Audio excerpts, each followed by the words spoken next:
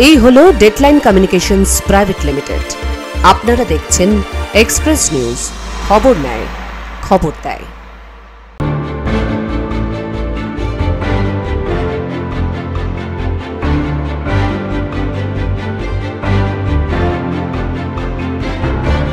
Express round up brought you by health world hospital. নমস্কার, express নিউজে আপনাদের প্রত্যেকের স্বাগত। আমি ফাল্গুনী দিনের বাছাই করা খবর নিয়ে শুরু করছি এক্সপ্রেস রাউন্ড আপ।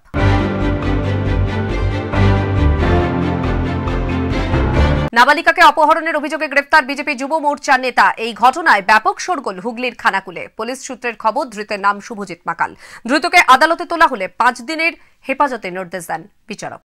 সূত্রের খবর, খানাকুলের রাজহাটি পূর্বপাড়া এলাকা থেকে এক নাবালিকা নিখোঁজ হয়ে যায়। ওই নাবালিকার পরিবার গত 5ই মে বিজেপি নেতা শুভজিতের বিরুদ্ধে খানাকুল থানায় অভিযোগ দায়ের করেন। সেই অভিযোগের ভিত্তিতে তদন্তে নেমে বিজেপির যুব মোর্চার নেতা শুভজিৎ মাকালকে তার মাসির বাড়ি থেকে গ্রেপ্তার করে খানাকুল থানার পুলিশ। সেই সঙ্গে তার বাড়ি থেকেই নাবালিকাকে পুলিশ উদ্ধার করে বলেই সূত্রের খবর। জানা গেছে, অভিযুক্ত খানাকুলের রাজহাটি 2 নম্বর পঞ্চায়েত প্রধানের চিত্ত মাকালের ভাইপো। তিনি খানাকুলের বিধায়ক সুশান্ত ঘোষের ছায়াসঙ্গী ছিলেন বলেও অভিযোগ তৃণমূলের। এই ঘটনাকে ঘিরে শুরু হয়েছে রাজনৈতিক টানাপোড়েন। নাবালিকাকে বাড়িতে আশ্রয় দেওয়া হয়েছিল দাবি করে তাকে ফাঁসানো হচ্ছে বলে দাবি করেন নেতার পরিবার। পাশাপাশি পুরো অভিযোগ অস্বীকার করে প্রধানের ভাইপোকে ফাঁসানো হচ্ছে বলে দাবি করেন খানাকুল 2 নম্বর ব্লক বিজেপি যুব মোর্চার নেতা প্রবীর হাজরা।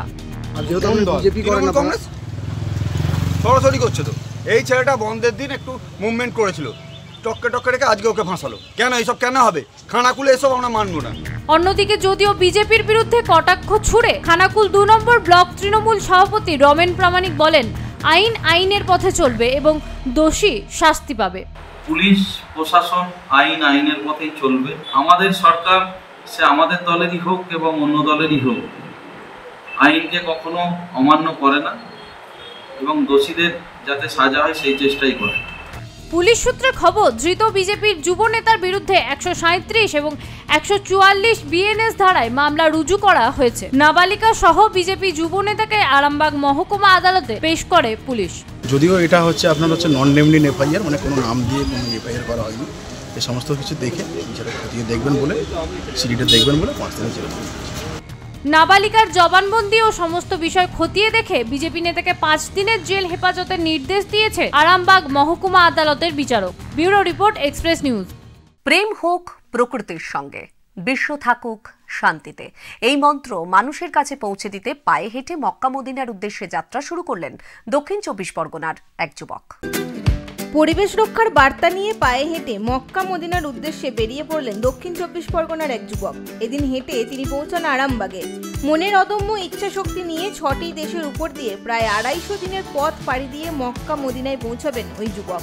বছর 30-এর ওই যুবকের নাম হাফিজুল সর্দার। বাড়ি দক্ষিণ 24 পরগনার সুন্দরবন লাগোয়া জীবনতলা এলাকায়।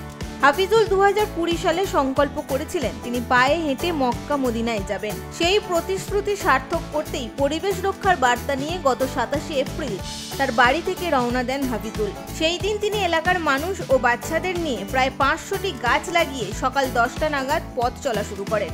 এরপর পথে আস্তে আস্তে নানান জায়গায় বৃক্ষরোপণ করেন তিনি। দেখুন, আমি 2020 সালে নিয়োগ করেছিলাম যে আমি পায়ে হেঁটে মক্কা মদিনায় যাব এবং পরিবেশ রক্ষার একটা প্রচার নিয়ে যাব। যেভাবে পরিবেশ নষ্ট হচ্ছে, পৃথিবী ভারসাম্য হারিয়ে ফেলছে, তো পুনরায় পৃথিবীকে ফিরিয়ে আনার জন্যে এবং পরিবেশকে ফিরিয়ে আনার জন্য বৃক্ষরোপণ অতি অবশ্যই প্রয়োজন। তো ওই জন্য আমি পায়ে হেঁটে বৃক্ষরোপণ করতে চলেছি। জীবনতলা থেকে ভাঙড় ডানকুনি হয়ে আরামবাগে এসে পৌঁছান তিনি। তাকে সংবর্ধনা জানায় আরামবাগের মানুষজন। ফুরফুরা শরীফে হুজুর পাকের সঙ্গে উনি সাক্ষাৎ করে পায়ে হেঁটে আপনার চাপাডাঙ্গার উপর দিয়ে আরামবাগে আসছেন, সে খবরটা আমাদের কাছে ছিল। তো সেই রকম যথারীতি আমরা আরামবাগে ওনার আসার আগে পর্যন্ত ওনাকে রিসিভ করে যেটা করে আমাদের পক্ষে সম্ভব সেটুকুন ব্যবস্থা করি। এরপর বাঁকুড়া, ঝাড়খণ্ড, পাঞ্জাব হয়ে পাকিস্তান, ইরান, ইরাক হয়ে মক্কা মদিনায় পৌঁছাবেন তিনি।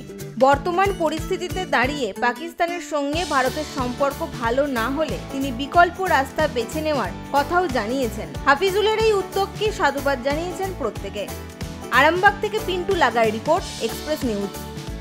বিগত কয়েক মাস ধরে রাজ্য জুড়ে অনুপ্রবেশকারী বাংলাদেশিদের সংখ্যা যেন ক্রমেই বেড়ে চলেছে। এই আবহে সম্প্রতি অবৈধ অনুপ্রবেশের অভিযোগে মেখলিগঞ্জে এক বাংলাদেশি নাগরিককে গ্রেফতার করল বিএসএফ। বিএসএফের বড় সড় সাফল্য। মেখলিগঞ্জের বাগডোগরা ফুলকাটাবাড়ি অর্জুন সীমা চৌকিতে টহল দেওয়ার সময় আটক বাংলাদেশি অনুপ্রবেশকারী। শুধু তাই নয়, অবৈধভাবে ভারতে এসে মাদ্রাসায় শিক্ষকের চাকরি করার পাশাপাশি 4 বছর ধরে মিলছে ইমাম ভাতা, এমনই তথ্য ফাঁস করল বিএসএফ। গত বৃহস্পতিবার বিএসএফ এর 6 নম্বর ব্যাটালিয়ন তাকে গ্রেফতার করে। জানা গিয়েছে ধৃতের নাম মোহাম্মদ সেলিম আনসারি। তার বাড়ি বাংলাদেশের কক্সবাজার জেলার টেকনাফ থানার অন্তর্গত এলাকায়। বিএসএফ সূত্রে খবর, পরিবারের সঙ্গে দেখা করতেই দালালের মাধ্যমে মোটা টাকা দিয়ে সীমান্ত পার হওয়ার চেষ্টা করছিল মোহাম্মদ সেলিম আনসারি। সেই সময় তাকে আটক করে বিএসএফ। পুলিশের জেরায় তিনি স্বীকার করেছেন 4 বছর আগে মাকে নিয়ে অবৈধভাবে ভারতে প্রবেশ করেছিলেন তিনি। এরপর মুর্শিদাবাদের বেলডাঙ্গায় একটি বাড়িতে মায়ের সঙ্গে বসবাস করতেন। সেখানকার একটি সেলাইয়ের দোকানে দর্জি হিসেবে কাজও করতেন। পরে স্থানীয় এক মাদ্রাসায় পড়াশোনা করে মকরামপুর দক্ষিণ পাড়া মসজিদের ইমাম হিসেবে যুক্ত হন তিনি। পরবর্তীতে একটি স্থানীয় মাদ্রাসায় শিক্ষকতাও শুরু করেছিলেন মোহাম্মদ সেলিম আনসারি নামে ধৃত ওই বাংলাদেশি অনুপ্রবেশকারী। এদেশে এসেই তিনি প্রয়োজনীয় নথিপত্র যেমন আধার কার্ড, প্যান কার্ড এবং ব্যাংকের পাসবই এর মতো একাধিক অবৈধ নথি, ভারতীয় পরিচয়পত্র তৈরি করে নেন। এ বিষয়ে মেখলিগঞ্জের বিজেপি টাউন মন্ডল সভাপতি বলেন, 2011 সালে পরিবর্তন নামক যে সরকারটা প্রতিষ্ঠা হয়, এই সরকার প্রতিষ্ঠা হওয়ার পর বিশেষত একটা ইসলামিক কান্ট্রি থেকে নির্দিষ্ট সম্প্রদায়ের মানুষরা এসে পশ্চিমবাংলা ঘাটিগাড়া শুরু রকম গুরুত্বপূর্ণ নথি তারা তৈরি করছে এবং ভোটার লিস্টে তারা নাম ঢুকাচ্ছে, আধার কার্ড তৈরি করছে।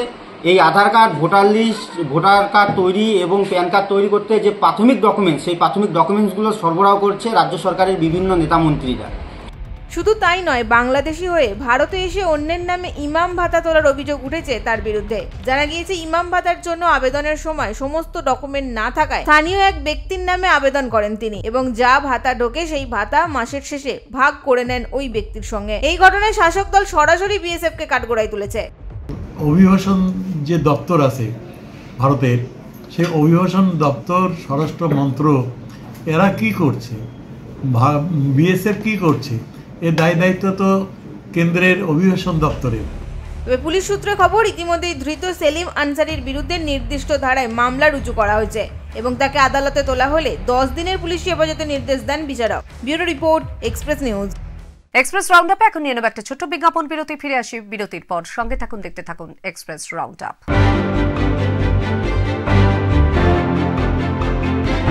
চিকিৎসা ক্ষেত্রে এক যুগান্তকারী নাম হেলথ ওয়ার্ল্ড হসপিটাল।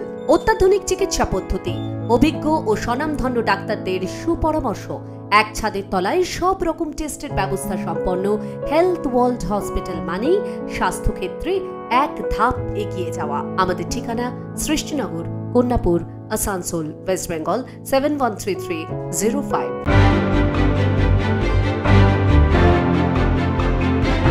ফিরে এলাম বিজ্ঞাপন বিরতির পর। আপনারা দেখছেন এক্সপ্রেস রাউন্ড আপ।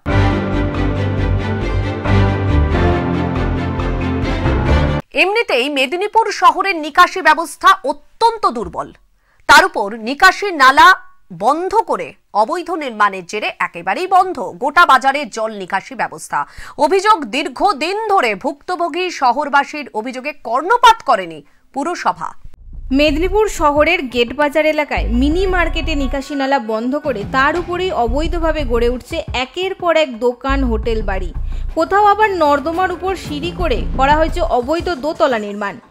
বেশ কয়েক বছর ধরেই নর্দমা পরিষ্কার না হওয়ায় নিকাশি ব্যবস্থা একেবারেই বিপর্যস্ত হয়ে পড়েছে গোটা এলাকায়। ফলে অল্প বৃষ্টিতেই সমস্যায় পড়ছে এলাকার সাধারণ মানুষ। পর্যাপ্ত জল নিকাশি না হওয়ায় রাস্তাঘাট ভেসে যাওয়ার পাশাপাশি জল ঢুকে যায় বসত বাড়িতে। এদিকে ক্ষুব্ধ এলাকাবাসীর অভিযোগ, বারবার স্থানীয় কাউন্সিলর এবং পুরসভাকে জানিয়েও কোনো লাভ হয়নি। সেই অভিযোগের পরেই এলাকা পরিদর্শনে এলেন পুর আধিকারিকরা এবং এলাকার বহু মানুষ দীর্ঘদিন ধরে দাবি করছেন যে এখানে জল নিকাশি ব্যবস্থা হচ্ছে না। ড্রেনের ওপরে যে যার কেউ টয়লেট করেছে, কেউ রান্নাঘর করেছে, কেউ বাড়ি করে নিয়েছে, কেউ সিঁড়ি করে নিয়েছে। ড্রেনগুলোকে বন্ধ করে দিয়ে এলাকার মানুষকে নিয়ে আমরা আজকে এখানে পরিদর্শন করে এবং সবার কাছে অনুরোধ করা হলো যে আপনারা দোতলা তিনতলা যাই করুন, কিন্তু ড্রেনগুলোকে ছেড়ে দিন। এমনিতেই মেদিনীপুর শহরের নিকাশি ব্যবস্থা অত্যন্ত দুর্বল। বর্তমানে দ্রুত শহরে জনসংখ্যা বাড়ছে, ওইসব এলাকায় গড়ে উঠেছে একের পর এক বসতি, কিন্তু নিকাশি না থাকায় এইসব এলাকার মানুষকে চরম বিপাকে পড়তে হয়। ভারী বর্ষায় বাড়ির একতলা চলে যায় জলের নিচে, সব জিনিসপত্র গুটিয়ে উঠে যেতে হয় তাদের। আমাদের তো আমাদের জায়গার উপরে ইয়ে করেছি, সেই করেছি, আমরা তো কনস্ট্রাকশন করিনি নতুন করে। এটা মিথ্যা কথা, নালা তো পরিষ্কার করে আমাদের ভিতরে চলে যান, দেখবেন একদম পরিষ্কার। এদিকে ছোট দোকানদারদের দাবি নর্দমা দখল করে বড় বড় দোকান হোটেল হয়েছে, ওরা যদি সরিয়ে নেয় তাহলে তারাও সরিয়ে নিতে বাধ্য থাকবে। ওই ড্রেন পরিষ্কার করে বলছে, ড্রেনটা পরিষ্কার করতে পারছে না, কিন্তু স্ল্যাব পড়ে আছে ড্রেনে। আর এই সামনে দুটো ফুটের দোকান আছে একটা, ওকে বেশি বিশেষ করে আরো চাপ দিচ্ছে সরাতে। আর ওই আগে থেকে কিন্তু বড় বড় বিল্ডিং ড্রেনের উপরে আছে, ওদের উপরে কি রিয়াকশন হচ্ছে আমরা জানি না। যদি সরাতে হয় সবকে সরাতে বলবে, আমাদেরও সরিয়ে দেবে। এখন দেখার নর্দমার উপর তৈরি অবৈধ নির্মাণ স্থানীয় দোকানদাররা ব্যবস্থা নেয় নাকি পুরসভা সেই অবৈধ নির্মাণ ভাঙে। এলাকাবাসীর দাবি নিকাশি ব্যবস্থা সঠিক করে দেওয়া হোক। পশ্চিম মেদিনীপুর থেকে অলোক সাঁতরার রিপোর্ট, এক্সপ্রেস নিউজ। মন্দির নগরী নদিয়া, এখানে বহু প্রাচীন মন্দিরের অবস্থান। বীরনগরের মা উলাচণ্ডীর দেবীর মন্দিরটি এই প্রাচীন মন্দিরগুলির মধ্যে অন্যতম। দেখাবো সেই মন্দিরেরই একটি প্রতিবেদন। বীরনগরে প্রায় ৩০০ বছরেরও বেশি সময় ধরে পূজিতা হন মা উলাচণ্ডী দেবী। কথিত আছে, বাণিজ্য যাত্রায় বেরিয়ে শ্রীমন্ত্র সওদাগর বিপদ থেকে পরিত্রাণ পাওয়ার জন্য নদীর তীরে বাণিজ্য তরী ফেরান, আর সেখানে নেমে উলাইচণ্ডী মায়ের পূজা করেন। তারপর থেকেই এই গ্রামেরও নাম হয় উলাগ্রাম। জানা যায়, উলাইচণ্ডী দেবীর পূজা পদ্ধতি বৌদ্ধ তন্ত্র মতে হয়ে থাকে। আমাদের এই পুজো শুরু হয়েছে আনুমানিক 2-1 বছর হতে পারে, হিসাব 370-75 বছর মতো। তখন এখান দিয়ে ভাগীরথী মানে গঙ্গা বইতেন। ওই রকমই এক সময়ে একদিনে শ্রীমন্ত সদাগর বাণিজ্য করতে যাচ্ছিলেন নৌকা নিয়ে, তার মাঝি মাল্লা নিয়ে। এইবার মানে প্রবাদে আছে যে এইখানে তখন সেদিন প্রচণ্ড ঝড় জলের মধ্যে উনি আটকা পড়ে যান। তো যথারীতি নৌকাতেই শুয়ে আছেন, এমন সময় তিনি দেখছেন যে এক লাল পেরে শাড়ি পরা দেবী মূর্তি ওনাকে আদেশ করছেন যে আমাকে এখানে পুজোর ব্যবস্থা করতে। তারপরে ওনার ঘুম ভেঙে যায়, ঘুমের স্বপ্নতে দেখেছিলেন। তো ঘুম ভেঙে যাবার পরে তিনি দেখলেন, চিন্তা করলেন যে তাই তো মা চণ্ডীকে দেখলাম। মা চণ্ডীকে দেখার পরে তারপরে উনি নিজের এই প্রথম পুজোর ব্যবস্থা করে পুজো করেছেন।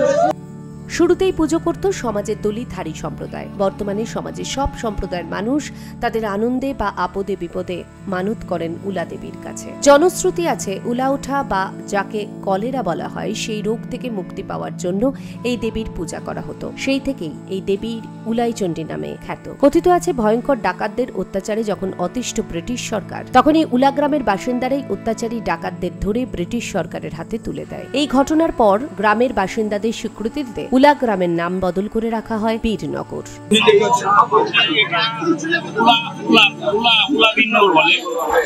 মানে আমাদের এখানে মানে মরক লেগেছিল, এখানে তখনকার দিনে 1,60,000 লোকে বাস ছিল। তারপরে সেটা মোটামুটি 1,000-এ চলে এসেছে, অনেক কোনো লোক ছিল না, এবং জমিদার বাড়ি সব ছিল। পাশে একটা বৈষ্ণবী পুজো হয়, এর সঙ্গেই শুরু হয়। সেই আমল থেকে মানে তখন থেকেই মানে এখানে মেলাটা। দেবী উলাইচণ্ডীর মূর্তি বলতে বটবৃক্ষের নিচে একখণ্ড মসৃণ কালো পাথরখণ্ডই দেবী উলাই, যিনি শক্তি ও জাগ্রত দেবী হিসেবে বীরনগরবাসীর কাছে পূজিত হন। সব অনুষ্ঠানে এই দেবীকে সবার আগে পুজো করা এই অঞ্চলের রীতি।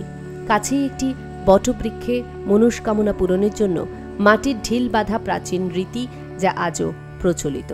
পুজো উপলক্ষে গ্রামে মেলা বসে। গ্রামের মানুষ প্রাণ ভরে সারা বছরের জিনিস কেনে সেখান থেকে। শ্রীমন্ত্র সওদাগরের সময় থেকে চলে আসা এই প্রথা আজও বহমান। যারা পসরা সাজিয়ে বাণিজ্য করতে আসেন, তারা প্রত্যেকেই হাসি মুখে ঘরে ফেরেন। প্রতি বুদ্ধ পূর্ণিমার আগের দিন এক পশলা বৃষ্টি হয়। মানুষ বিশ্বাস করে এই বৃষ্টি মা উলাইচণ্ডীর আশীর্বাদ স্বরূপ বর্ষিত হচ্ছে। নদিয়া থেকে Tathagata Bhattacharya report, express news. দেখা নেই বৃষ্টির, লক্ষ লক্ষ টাকা খরচ করে এখন মাথায় হাত আম চাষিদের। লাভ তো দূরের কথা, আসল খরচ উঠবে কিনা তা নিয়ে আশঙ্কায় নদিয়ার আম চাষিরা। লক্ষ লক্ষ টাকা খরচ করে আম চাষিরা বাগান জমা নিয়েছে, তার উপর কীটনাশকের খরচ। আবহাওয়ার খামখেয়ালিতে লাভ তো দূরস্থ, খরচের টাকা উঠবে কিনা তাই নিয়েই কপালে চিন্তার ভাঁজ আম চাষিদের। নদিয়ার হাজার হাজার আম চাষি রয়েছে যারা প্রতি বছর আম চাষ করেন। এর মধ্যে একাধিক আম চাষি মালিকের কাছ থেকে লক্ষ লক্ষ টাকার বিনিময়ে সেই আম বাগান জমা নিয়ে আম চাষ করে থাকেন। আম গাছের মুকুল আসার আগে থেকেই শুরু হয় খরচ। বিভিন্ন কীটনাশক স্প্রে করতে হয় গাছের মুকুল আসার জন্য।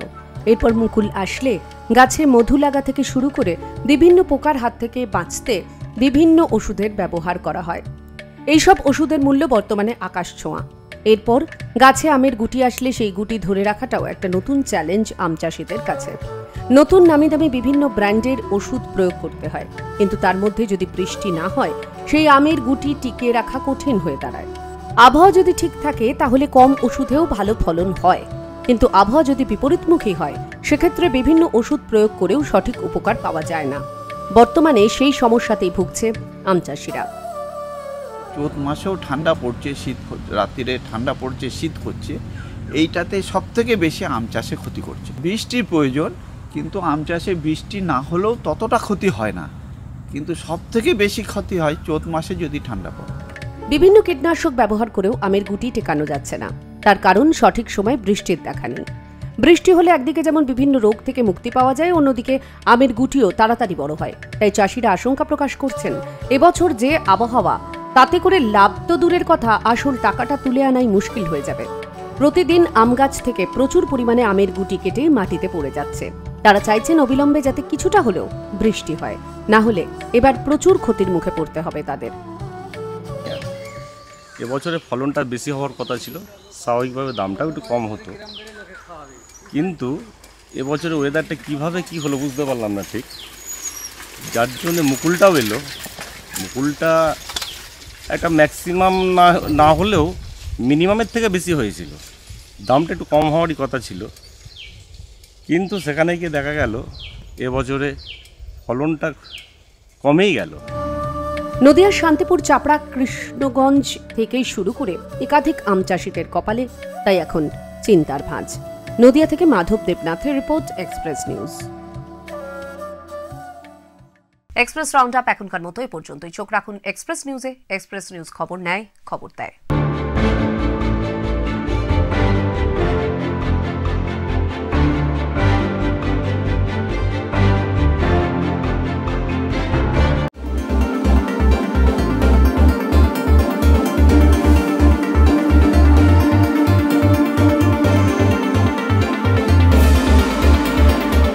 বছরে পদার্পণ করল, আর এক বছর হলো সে রজত জয়ন্তী। নিউজ হচ্ছে সামাজিক ব্যবস্থাকে তুলে তুলতে হবে। নিউজ হচ্ছে সরকার যদি মানুষের কাজ না করে, ক্ষমতাসীন লোকরা যদি মানুষের না করে, সেগুলো তুলে ধরে। আমি তার শুভকামনা করি আগামী দিনে যারা দর্শক আছে আরও বেশি উপলব্ধি করবে।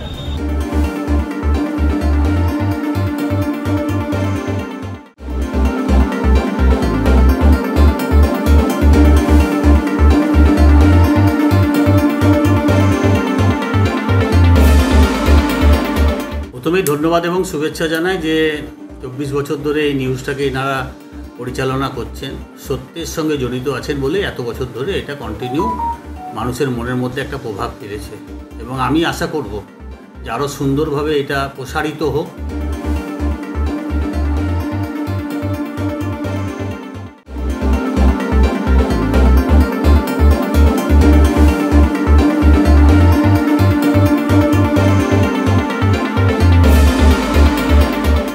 এক্সপ্রেস নিউজের 24 বছরে পদার্পণ করেছে।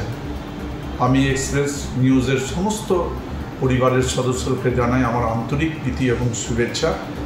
তারা আরও ভালোভাবে কাজ করুক, এটাই আশা করি সকলের কাছে।